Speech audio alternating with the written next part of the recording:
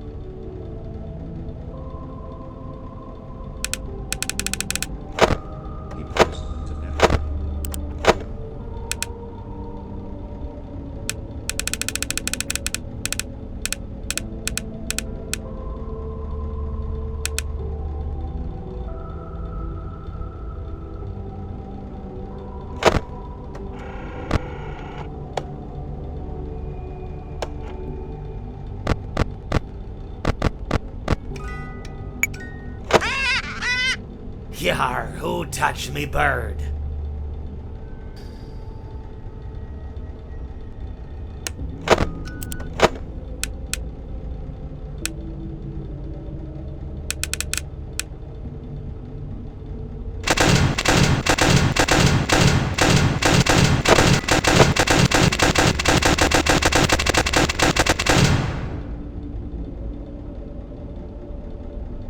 He promised them to never leave.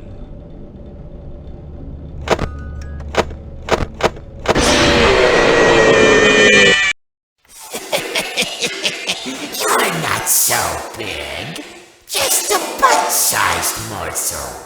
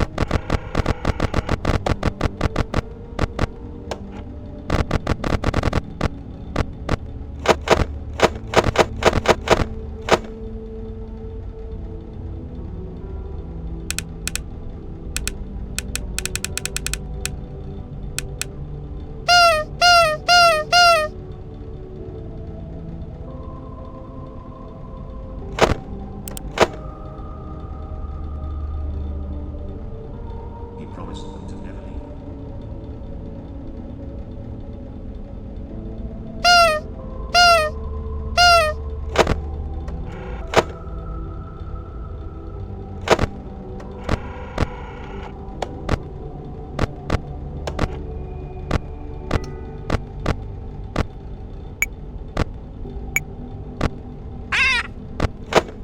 Yarg, how may I be of service to ya?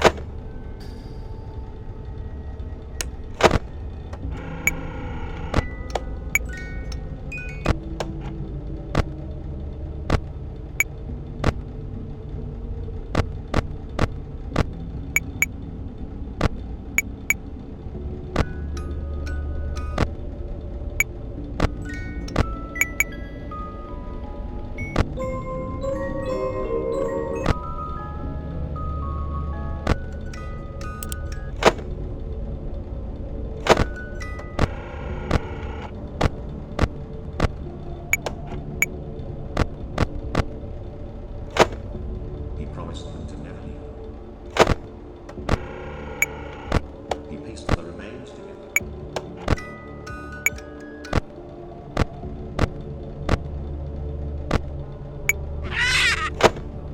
Yar, me bird likes you, so I'll do ye a favor.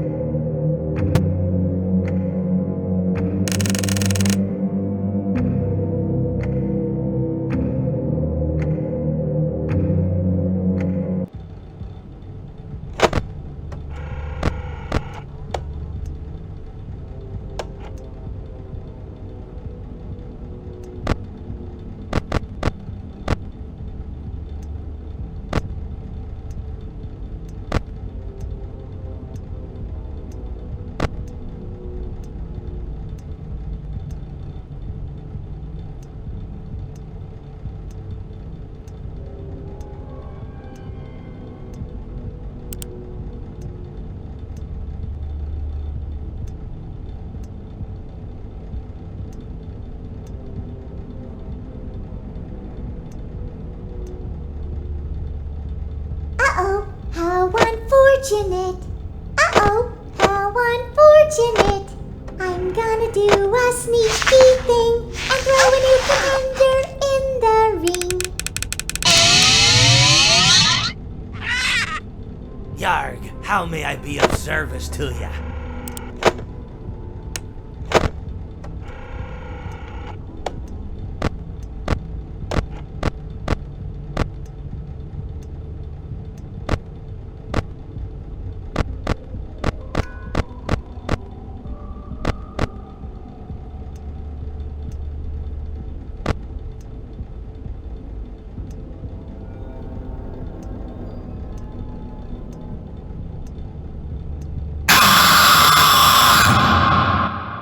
My friend, you have met a terrible, terrible demise.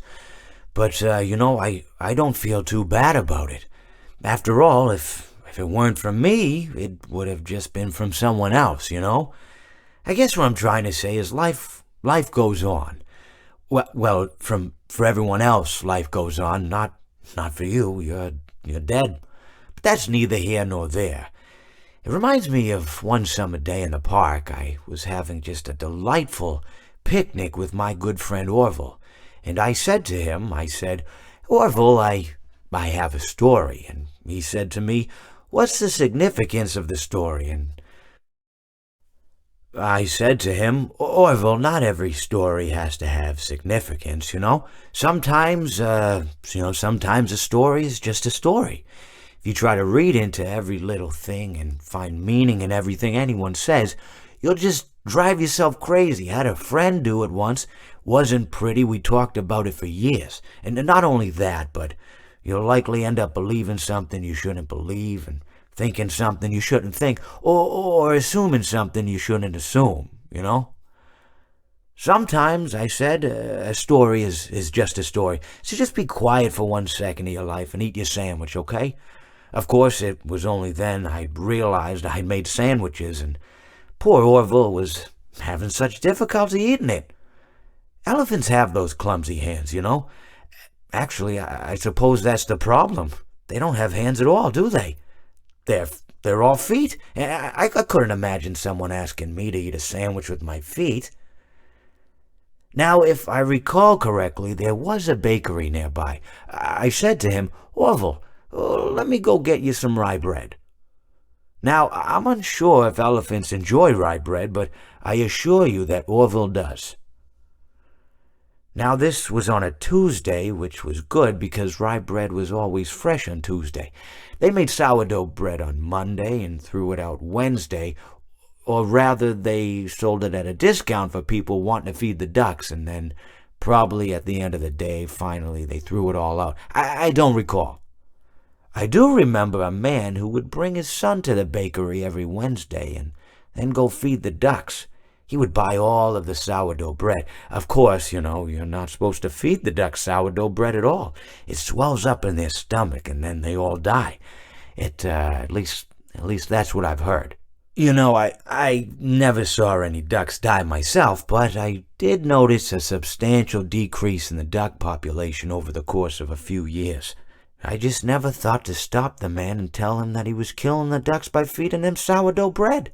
And if you want my opinion on the matter, and I told Orville this as well, if you want to feed ducks, or birds, or any kind for that matter, it's best to buy seed. I mean, when you think about it, breads of any sort don't occur in nature. They don't grow on trees or spring up from the bushes. I don't think birds know what to do with bread. What was I saying? Oh, yes. So I bought Orville some rye bread. What a fine day it was.